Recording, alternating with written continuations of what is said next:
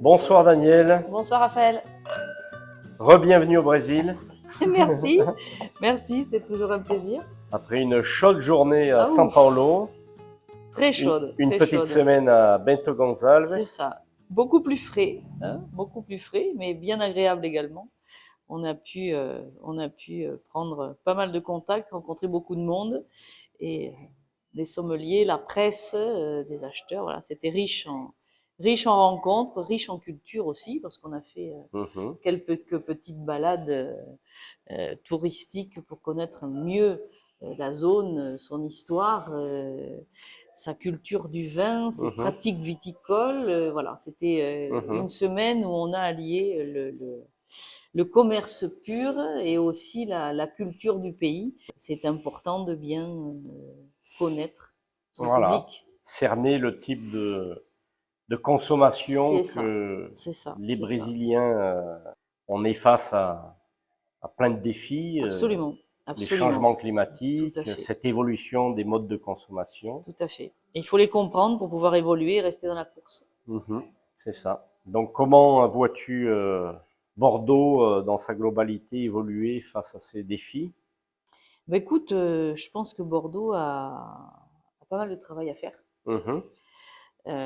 Bordeaux a toujours une image, on va dire, traditionnelle dans l'élaboration de ses vins, dans les profils de ses vins.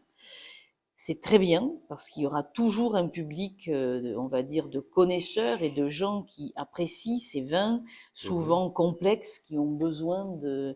d'élevage, de temps, etc.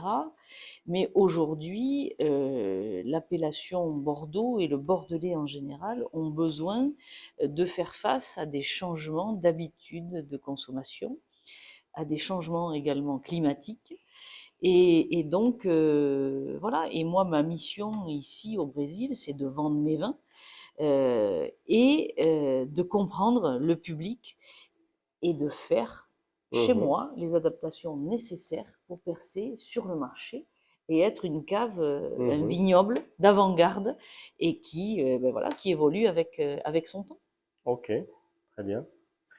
Donc bon, ben on a la tradition bordelaise et puis Oui, après on a ce que nous imposent tous ces changements bien climatiques sûr, et de bien sûr, bien sûr, consommation. bien sûr. On parlait de nouveaux cépages qui peut-être s'adaptent mieux aujourd'hui au climat de Bordeaux, de la possibilité de ces cépages entrer ou pas dans l'appellation. Bon, on sait que ça met beaucoup de temps, Oui, donc oui, oui, le processus pour entrer des nouveaux cépages dans les appellations hein, de la région de Bordeaux en général, le processus est très long.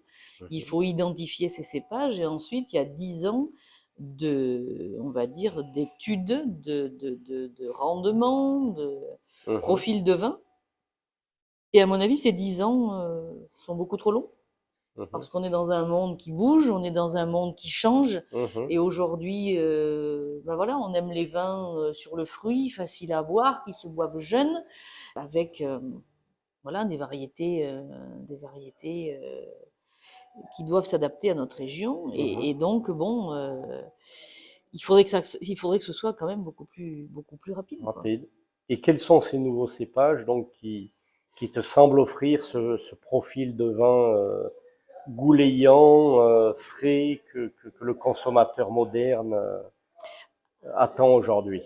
Alors, je dirais qu'en fait, bon, nous, les vignobles Bouillac, on a une double casquette. Donc, Mhm, on a notre vignoble de 5 hectares, mhm, qui est avec des cépages traditionnels de Bordeaux, où on fait des vins d'assemblage traditionnel, etc. mhm, Mais notre activité la plus ancienne, c'est l'activité de pépinière viticole.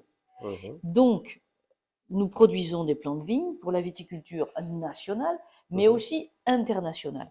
Parce que, en fait, nous sommes Jean-Pierre le producteur mhm, et moi qui vais être plus sur le commerce international, etc. Donc je l'emmène avec moi parce qu'il a les connaissances techniques, agronomiques, etc. mhm, etc. Et donc ça lui a permis pendant ces 20 dernières années de voyager dans différents pays, de voir des cépages intéressants évoluer dans certaines conditions. Je vais parler là de la Russie, je vais parler de l'Inde, je vais parler de l'Angleterre, je vais parler de l'Espagne, Ouais. bon, de l'Uruguay, du Mhm. Brésil.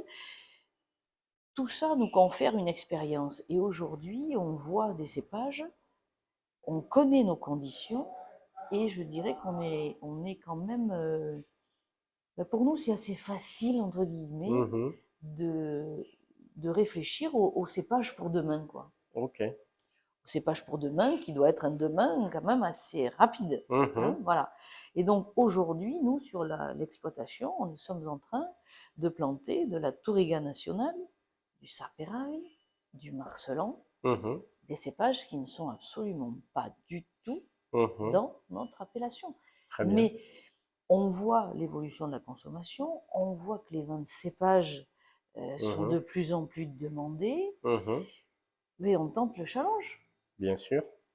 Et donc, ça va vous contraindre à mettre sur le marché des vins qui seront naturellement pas sous l'appellation Bordeaux dans un premier temps, qui seront En vin de en France, vin de France, en mais vin de sur des France, terroirs classiques de Bordeaux. c'est ça.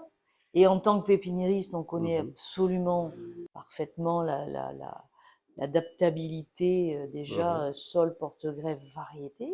Mhm. Et donc, mais l'idée, bon, on a des vins qui sont élaborés dans la tradition, avec Mhm. des assemblages bordelais traditionnels excellents, boisés ou non boisés, qui demandent un certain Mhm. vieillissement en cave. Donc on en a une partie comme ça, Mhm. que l'on élève chez nous Oui, pour livrer au consommateur un produit prêt à boire. prêt à boire. Ceci a un coût, Oui. parce que c'est pas je récolte, je produis, je vends. Mhm. C'est je récolte, je produis mon vin, je le stocke, il Mhm. vieillit et après je le vends. Mhm. Donc ça veut dire que voilà.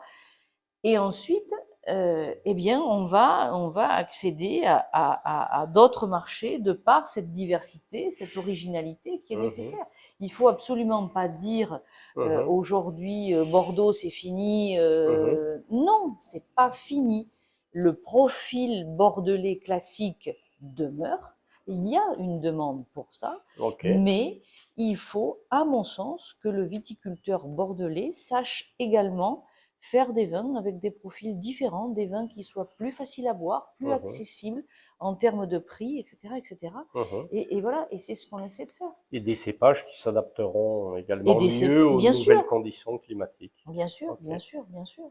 Bon, donc est-ce qu'on va avoir les mains sales Touriga National dans les Pourquoi prochaines pas, années? bien sûr, Oui. bien sûr. Il faudra que ce soit un cépage qui est Mhm. suffisamment. Alors, je dirais que pour faire un mensal, il faut avoir la connaissance parfaite du cépage, de son évolution, Mhm. et être en veille constante au moment de la récolte. Oui. On n'a Donc, pas assez de recul aujourd'hui sur le Touriga voilà. National, sur le terroir de Absolument. Bordeaux pour le Voilà, faire. Ouais. voilà. Donc faire un vin qui va avoir un profil plus Mhm. léger, plus facile à boire, etc. Oui. Faire Mhm. un vin sale, je ne sais pas. Oui. Je ne sais pas. Je Combien ne de sais pas. temps de barrique, etc. Il y a plein de... C'est ça. Il y a plein de facteurs. Parce que Mhm. les vins sales aujourd'hui, un petit verre d'eau comme un Malbec, bon, un petit verre d'eau, c'est un cépage qui a un cycle végétatif qui est très long, qui est Mhm. très difficile à mener au bout dans de Mhm. bonnes conditions. Mhm. Le Malbec, c'est un peu la même chose. En fait, on rentre des raisins à la cave qui sont parfaits parce qu'on a travaillé à la vigne. Donc, Mhm. ça veut dire que c'est des vins qui ont une valeur travail importante. Mhm. Et aujourd'hui, ben, on a besoin de voir ce que ça va donner en termes de récolte, de qualité de fruits, etc., nos nouveaux cépages Mhm. dans le Bordelais, et ensuite on verra. Parfait. Ok. Bon, ben, c'était un entretien très intéressant. Je pense que nos consommateurs, avant de recevoir le Mansal Touriga National, peuvent se délecter avec nos Malbec et Petit Verdot Absolument, 2012, absolument. qui sont à disposition aujourd'hui chez B by Six. On espère amener des nouveautés du vignoble Bouillac, le château du Vieux-Puy, le Clos du Loup et tous ces produits qui ont déjà fait succès au Brésil et qui continueront à le faire, mais euh, en introduisant effectivement avec plaisir ces nouveaux vins qui pourront satisfaire ces nouvelles habitudes de consommation. Écoute, avec plaisir, on travaille le sujet, pardon, Mhm, jour à jour.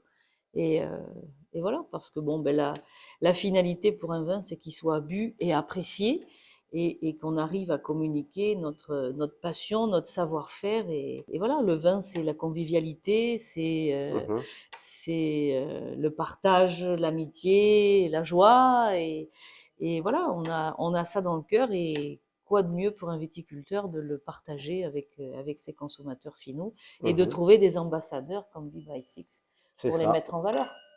La gastronomie et la culture française a de beaux jours devant elle, notamment au Absolument, Brésil. absolument. Chin chin. Salute.